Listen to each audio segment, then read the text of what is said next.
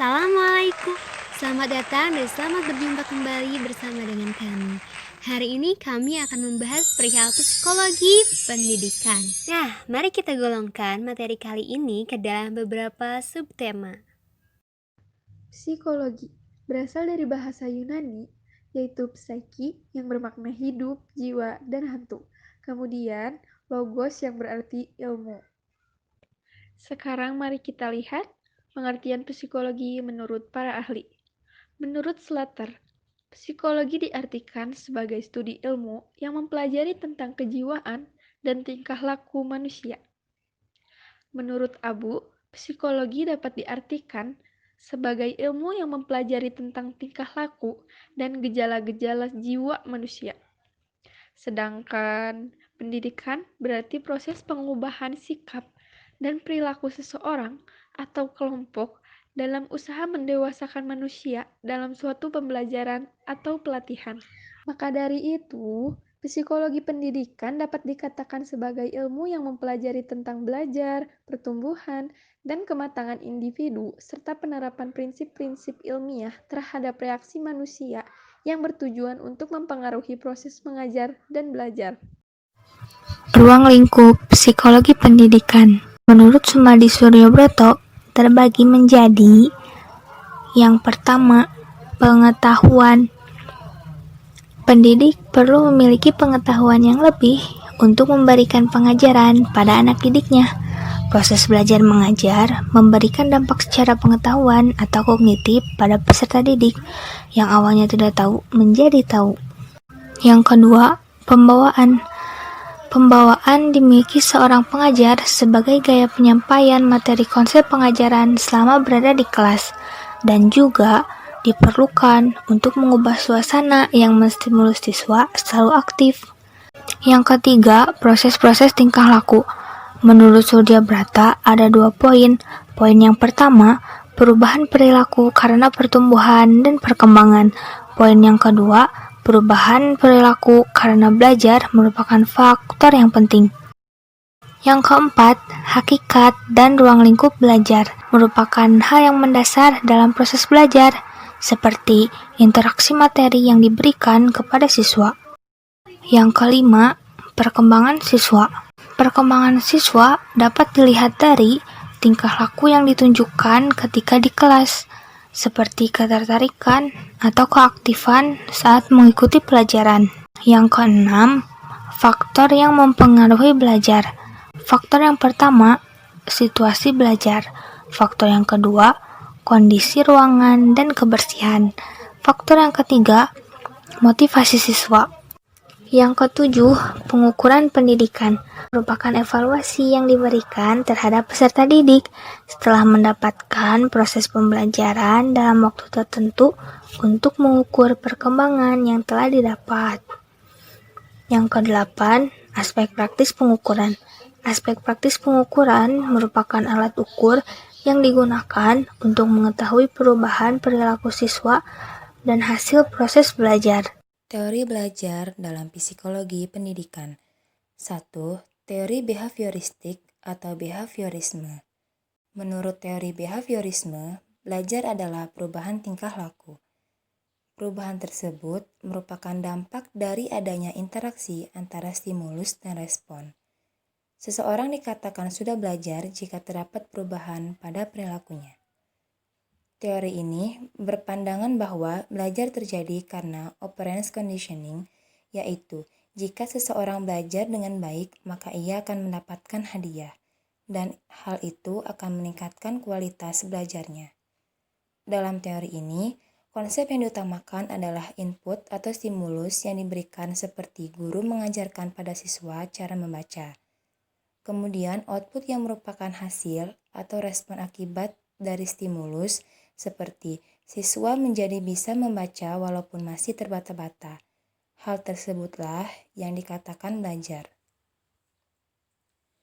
Namun, apabila pada outputnya siswa masih belum bisa membaca, maka proses tersebut belum dikatakan sebagai kegiatan belajar karena tidak ada hasil dari stimulus yang diberikan. 2. Teori kognitif. Brunner. Teori ini mengutamakan bagaimana cara mengembangkan fungsi kognitif individu sehingga belajar menjadi maksimal yang umumnya dikaitkan dengan proses belajar. Teori ini juga memfokuskan perubahan proses mental dan struktur yang terjadi sebagai hasil dari upaya untuk memahami sekitar. Teori kognitif digunakan untuk proses pembelajaran yang sederhana, seperti mengingat nomor telepon dan lainnya. 3. Teori humanisme, Carl Roger. Teori ini mengutamakan keterlibatan individu peserta didik secara keseluruhan. Sebab belajar tidak akan berlangsung jika tidak ada keterlibatan emosional peserta didik. Teori belajar humanisme dalam pendidikan lebih menekankan pada perkembangan positif. Pendekatan yang berfokus pada potensi manusia untuk mencari dan menemukan kemampuan yang mereka punya dan mengembangkan kemampuan tersebut. 4. Teori konstruktivisme. Menurut teori ini, orang yang belajar adalah orang yang belum memiliki pengetahuan tentang sesuatu. Asumsi dasar teori ini adalah bahwa setiap orang pada dasarnya sudah memiliki pengetahuan atau bekal awal tentang sesuatu yang akan dipelajari. Pembelajaran pada intinya adalah bagaimana mengembangkan atau mengonstruksi atau membangun pengetahuan atau bekal awal yang sudah dimiliki tersebut menjadi sebuah pengetahuan baru yang utuh. 5. Teori Gestalt. Teori Gestalt merupakan teori yang menjelaskan proses persepsi melalui penataan komponen sensasi yang memiliki hubungan atau pola menjadi kesatuan. Disimpulkan bahwa seseorang cenderung melihat sesuatu di sekitarnya sebagai kesatuan yang utuh. Teori ini menjelaskan bagaimana persepsi visual bisa terbentuk. Misalnya, ketika kita sedang melihat awan dan melihat sesuatu bentuk yang mirip objek tersebut. 6. Objek koneksionisme. Teori ini dikembangkan oleh Edward L. Thorndike pada tahun 1878 sampai 1949. Dikenal dengan teori stimulus respon. Menurutnya, dasar belajar merupakan asosiasi dari stimulus dan respon. Nah, selanjutnya, peran psikologi terhadap pendidikan. Psikologi pendidikan sudah menjadi dasar dalam pembentukan dan pengembangan sistem kurikulum, pembelajaran dan penilaian dalam dunia pendidikan. Nah, yang pertama, peran psikologi terhadap kurikulum pendidikan. Secara psikologis, pengembangan diri siswa didasarkan pada kemampuan afektif, kognitif, dan psikomotor. Kemampuan tersebut dapat dilihat dari perkembangan sikap, motivasi, tingkah laku, dan komponen lainnya. Komponen pembelajaran merupakan proses dari input ke output, lalu penggunaan kurikulum sebagai kerangka atau input menuju output. Dengan kata lain, hasil yang baik memerlukan hakikat-hakikat psikologi. Kurikulum yang saat ini sedang dikembangkan adalah kurikulum berbasis kompetensi, yang bertujuan untuk mengembangkan kemampuan pada keterampilan, pengetahuan, dan refleksi dalam berpikir dan bertindak. Kebiasaan berpikir dan bertindak jika dilatih dengan refleksi diri yang konsisten, memungkinkan terbentuknya suatu individu-individu yang unggul dan kompeten. Yang kedua, peran psikologi terhadap sistem pembelajaran. Terkait dengan teori-teori psikologi yang berdampak pada seseorang dalam bertingkah laku, psikologi juga mempengaruhi sistem pembelajaran pada dunia pendidikan dengan positif loh. Siswa menjadi bersungguh-sungguh belajar ketika respon psikologinya dibimbing oleh seorang pengajar yang baik. Dengan baik, proses pemahaman pembelajaran suatu topik menjadi lebih mudah dengan penyelesaian masalah-masalah pembelajaran yang dialami. Keinginan atau hasratnya akan menjadi lebih tinggi jika kita melakukan pendekatan dengan interaksi dan komunikasi yang menyenangkan. Kemudian yang ketiga, peran psikologi terhadap sistem penilaian. Psikologi juga telah memberikan peranannya dalam sistem penilaiannya loh. Misalnya, dengan tes psikologi untuk mengetahui tingkat kecerdasan siswa, tes bakat untuk mengetahui bakat yang potensial terdapat dalam diri siswa, sehingga lebih mudah memberikan bimbingan dalam membantu mengembangkan potensi diri siswa itu sendiri. Tes aspek kepribadian juga dapat membantu guru mengenal lebih baik pribadi siswanya, sehingga bisa memberikan pendekatan yang lebih baik pula dalam proses pembelajaran. Berbagai tes psikologi tersebut membantu memberikan penilaian terhadap masing-masing siswa untuk mempermudah menjembatani keinginan potensial maupun impian siswa sesuai dengan kemampuan dan bakatnya sendiri. Manfaat mempelajari psikologi pendidikan. Menurut Muhammad dan Wiyani 2013 yaitu 1. Memahami perbedaan siswa. Sebagai guru, perlu memahami karakteristik setiap siswa dan tahap kembangnya pemahaman tersebut yang menghasilkan interaksi pembelajaran efektif dan efisien. Kedua, menciptakan iklim belajar yang kondusif di kelas.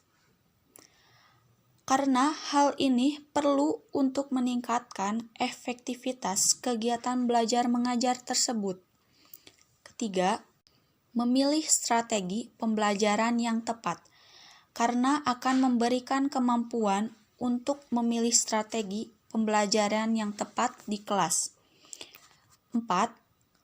Memberikan bimbingan pada siswa dengan cara pendekatan emosional secara dari hati ke hati untuk mendapatkan kepercayaan siswa. 5. Berinteraksi dengan tepat bersama siswa. Komunikasi dengan siswa dapat dinyatakan dengan menempatkan diri sesuai perkembangan siswa. 6. Memberikan evaluasi hasil pembelajaran. Bagi seorang pendidik, mempelajari psikologi pendidikan akan mampu memberikan penilaian hasil pembelajaran. 7. Memotivasi belajar. Psikologi pendidikan mengajarkan tentang memahami karakter siswa dan memberikan motivasi sesuai dengan karakteristik siswa agar lebih efektif dalam meningkatkan semangat belajar.